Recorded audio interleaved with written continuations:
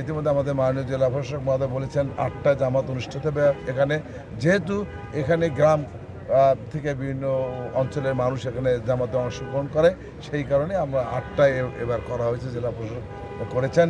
কাজেই আমরা বিশ্বাস করি নতুন বাংলাদেশে নতুনভাবে আনন্দ উৎসব মুখর পরিবেশেই এবার জনগণ এই ঈদ উৎসব পালন করবে।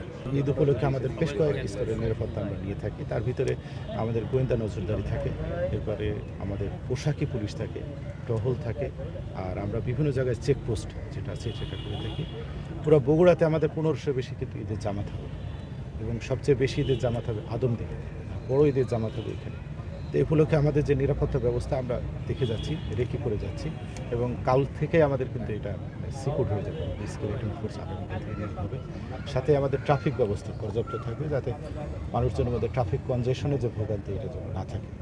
আর টানা 7মবারের মতো বেস্ট টিস্যু পেপার ব্র্যান্ড হিসেবে স্বীকৃতি পেয়েছে বসুন্ধরা টিস্যু। বগুড়াবাসী যাতে নির্বিঘ্নে আনন্দের সাথে এবং সুষ্ঠুভাবে ঈদুল আজহা উদযাপন করতে পারে, নামাজ পড়তে পারে, ঈদের নামাজ পড়তে পারে, এই জন্য আমরা ঈদগার মাঠ সজ্জিতকরণ করছি, এবং মাঠে যাতে বৃষ্টির সময় পানি জমাটবদ্ধ না হয় এই জন্য এক্সট্রা সতর্কতা হিসেবে যেসব জায়গা একটু নিচু আছে সেখানে বালির ব্যবস্থা রাখা হচ্ছে।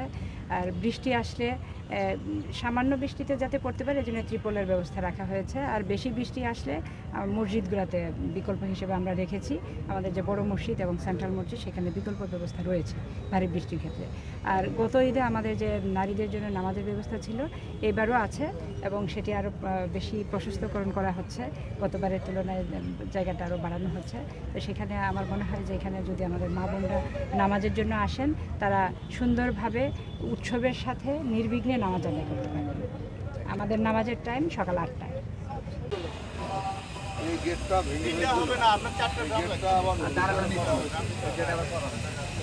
অনেক সময় পিছন থেকে মানুষ আগেই উঠে যায়, সময়ও পায় না, ওই জন্য ডবল বুঝছেন, এই দিক থেকে একটা উঠে যাবে, ওই দিক থেকে আসে মেয়ের হবে না, কিন্তু আপনার গ্রাম দিতেই হবে, গ্রাম তো দিতেই হবে।